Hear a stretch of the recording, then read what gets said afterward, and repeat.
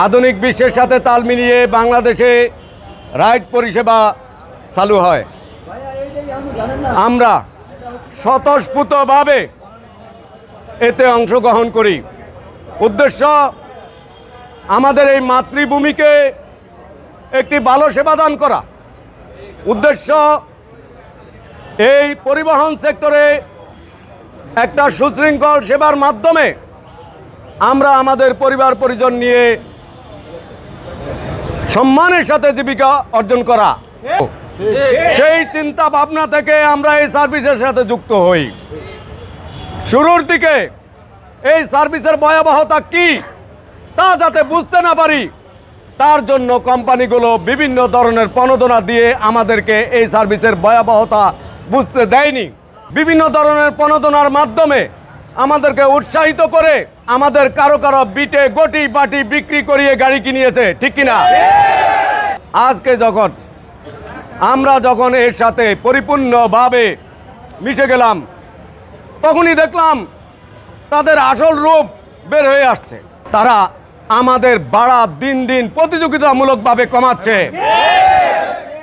তাদের বিভিন্ন ধরনের কমিশন আমাদের উপরে চাপিয়ে দিচ্ছে। আমরা আগে 8 ঘন্টা কাজ করে যেখানে জীবিকা নির্বাহ করতে সক্ষম হতাম, সেখানে বর্তমানে 16 ঘন্টা কাজ করে জীবিকা নির্বাহ তো দূরের কথা, আমাদের বাহনটা ঠিকমতো মেনটেনেন্স করা যাচ্ছে না।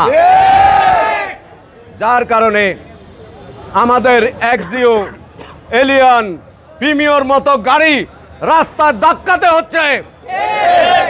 দুঃখের বিষয়, এই গাড়িগুলিতে একটা নতুন চাকা লাগানোর ক্ষমতা আজকে আমরা হারিয়ে ফেলছি। এমতো পরিস্থিতিতে আমরা যখন কোম্পানিগুলোর দ্বারস্থ হই, কোম্পানিগুলো তখন আমাদেরকে সরকারি নীতিমালা প্রদর্শন করে। যেই নীতিমালায় বলা আছে 2010 সালের ট্যাক্সি ক্যাবের ভাড়া উপরে যাতে না হয়, নিচে কত হবে সেটি বলা নাই। ফলশ্রুতিতে এই কোম্পানিগুলো ভাড়া কমানোর প্রতিযোগিতায় লিপ্ত হতে পারতেছে। তাইলে এই প্রতিযোগিতার জন্য দায়ী কারা? এই বিআরটিএ। এই বিআরটিএর উদাসীনতার কারণে সিএনজি গুলো তাদের মিটার বিচ্যুত হয়ে এখন যার যেভাবে ইচ্ছা সেভাবে চলতেছে, ঠিক না বল? কারণ সময় সময় মূল্যস্ফীতির উপর বেস করে এগুলোর ভাড়া নির্ধারণ করা দরকার, তা করতে তারা সম্পূর্ণ ব্যর্থ। আমরা 4 দফা দাবি নিয়ে তাদের শরণাপন্ন হয়েছি আজকে 2 বছর যাবৎ। আমাদের প্রথম এবং প্রধান দাবি, টানা তৃতীয়বার অর্জন করেছে দেশের সেরা সুপার ব্র্যান্ড স্বীকৃতি বসুন্ধরা টিস্যু। আমাদের কমিশন আপনারা নির্ধারণ করে দিন সকল কোম্পানির জন্য, যাতে কোনো কোম্পানি আমাদের উপরে স্টিম রোলার না চালাতে পারে। আমাদের বাহন, আমাদের জ্বালানি, আমাদের জীবনী শক্তি ক্ষয় করে যা উপার্জন করি, তার থেকে ওরা কিভাবে 4 ভাগের 1 অংশ কেড়ে নেয়, এটি আপনারা নির্ণয় করুন। এই বিজনেস পরিচালনায় তাদের ইনভেস্ট কত আর আমাদের সম্মিলিত ইনভেস্ট কত, সেই অনুযায়ী এটি যৌক্তিক আকারে নিয়ে আসুন। আমরা 10% কমিশনের কথা বলেছি। আমাদের দ্বিতীয় দাবি, যাতে ভারসাম্যহীন হয়ে না যায় এই সেক্টর, তাই সুনির্দিষ্ট একটি ভাড়া কাঠামো আপনারা নির্ধারণ করুন।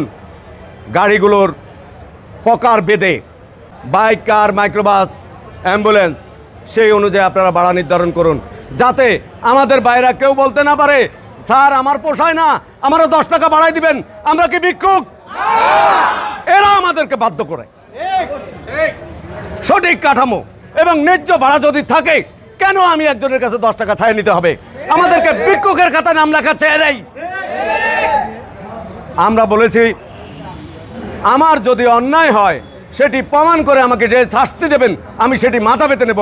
কারণ বাংলাদেশের সংবিধান তখন পর্যন্ত কাউকে দোষী বলে না যখন পর্যন্ত সেই মানুষটি দোষী প্রমাণিত হয়। অথচ এই কোম্পানিগুলোর কাছে কে কোথা থেকে কিসের অভিযোগ করলো আমি জানলাম না, আমার আইডি বন্ধ করে দিয়ে ডিঅ্যাক্টিভেশন করে আমাকে, আমার এই বাল বাচ্চা সহ আমাকে পথে বসিয়ে দিচ্ছে। এই কোম্পানিগুলো দেখেও দেখে না। আমরা বলেছি, যদি প্রমাণিত হয় আমি দোষী, যেই শাস্তি দেবেন আমি মাথা পেতে নেব, কিন্তু প্রমাণ ছাড়া আমার একটা দিন শাস্তি আমরা মাথা পেতে নেব না। সুতরাং বিআরটিএ এই প্রজ্ঞাপন জারি করুক যে কাউকে ডিঅ্যাক্টিভেশন করতে হলে তার অন্যায় প্রমাণ করে দিতে হবে। আমাদের চতুর্থ দাবি, যেই শহরে চোখের পলক ফেলানোর মতো অবস্থা নাই, সেই শহরে এই কোম্পানিগুলো আমাদেরকে এমন প্রতিযোগিতা লিপ্ত করেছে কার আগে কে রাইড ধরতে পারে, অর্থাৎ বিডিং সিস্টেম। একটা রাইড একই সাথে একই এলাকার 10 জন 20 জনের কাছে যাচ্ছে। ফলশ্রুতিতে যে ধরতে পারছে না তার উপরে মানসিক একটা চাপ পড়তেছে, হায় রে আমি ধরতে পারলাম না। আমাদের এই শহরে পার্কিংয়ের জায়গা নাই, আমরা সর্বদাই রানিংয়ে থাকি। রানিংয়ে থাকা অবস্থায় একজন চালক যখন মোবাইলে লুক থাকে তখন কি ধরনের দুর্ঘটনা ঘটতে পারে, যেখানে সড়ক আইনে সুস্পষ্টভাবে মোবাইল ব্যবহার করার উপর নিষেধাজ্ঞা জারি করা, সেখানে আমাকে মোবাইলে ব্যস্ত রাখছে কোম্পানিগুলো।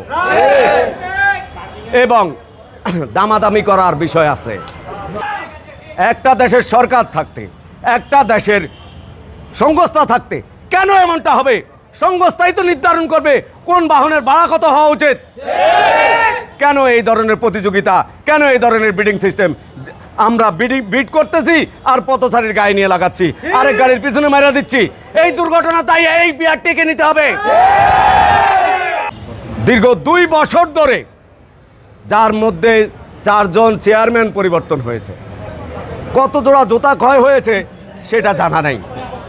প্রতি সপ্তাহে 2-1 বার করে এসে এসে রিমাইন্ডার দিয়ে এবং যখন যে তথ্য উপাত্ত চেয়েছে আমরা সেটি বানিয়ে এনে দিয়েছি, কিন্তু আজ পর্যন্ত আমাদের সমস্যাটাই সমাধান ওনারা করছেন না। তাই আজকে আমাদের অবস্থান, এই শান্তিপূর্ণ অবস্থান তখনই শেষ হবে যখন আমরা জানতে পারবো যে কখন ওনারা এটিকে মন্ত্রণালয়ে পাঠাচ্ছে। আমরা যখন জানতে পারবো যে আমাদের সুস্পষ্ট 4 দফা দাবির কতটুকু এখানে বাস্তবায়িত হয়েছে, তারপর আমরা এখান থেকে যাব।